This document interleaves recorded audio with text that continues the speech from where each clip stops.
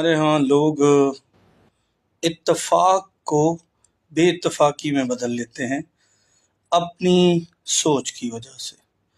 بنیادی طور پر آپ دیکھیں کہ دنیا میں 3 بڑے امپائرز کی میں بات کرنا چاہتا ہوں۔ ایک تو رومن امپائر، وہ شاید بہت پرانی بات ہے لیکن میں تھوڑا سا قریب لے آتا ہوں، اور مغل امپائر کی بات کر لیتے ہیں۔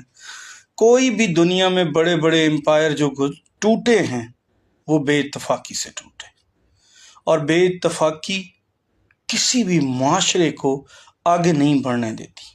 بعض اوقات ہم بے اتفاقی کو ہی اپنی اپرچونٹی سمجھتے ہیں، جیسا کہ سنتے آئے ہیں کہ انگریزوں کی پالیسی تھی کہ لڑاؤ، ڈیوائیڈ کرو، تقسیم کرو اور حکومت کرو۔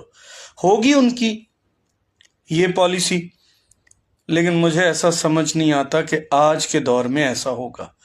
ہمیں اکٹھا ہونا چاہیے، ہمیں ایک ہونا چاہیے، ہمیں ایک دوسرے کی صلاحیتوں کو ماننا چاہیے۔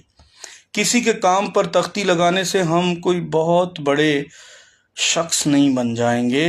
ہمیں ہر ایک کے کام کو سراہنا چاہیے جس نے جتنا کیا ہے۔ بعض اوقات ہم ایک دوسرے کی لیڈرشپ کو کریش کرنے کے چکر میں سارے معاشرے کا بیڑا غرق کرتے ہیں، اور معاشرے میں ایک ایسی فضا قائم کر دیتے ہیں جو ہمیں ایک دوسرے کے مقابل کھڑا کر دیتی ہے۔ تو جن بری قوتوں کے خلاف ہمیں لڑنا ہوتا ہے، ہم آپس میں ہی لڑنے لگتے ہیں۔ ان چیزوں کو ہمیں صلح میں بدلنا چاہیے، قبولیت میں بدلنا چاہیے۔ اگر آگے بڑھنا چاہتے ہیں، ترقی کرنا چاہتے ہیں، معاشروں میں کوئی مقام لینا چاہتے ہیں، یا اپنی لیڈرشپ منوانا چاہتے ہیں، تو یہ اتفاق سے ہوگا، یہ صلح سے ہوگا، ایک دوسرے کو قبول کر کے ہوگا۔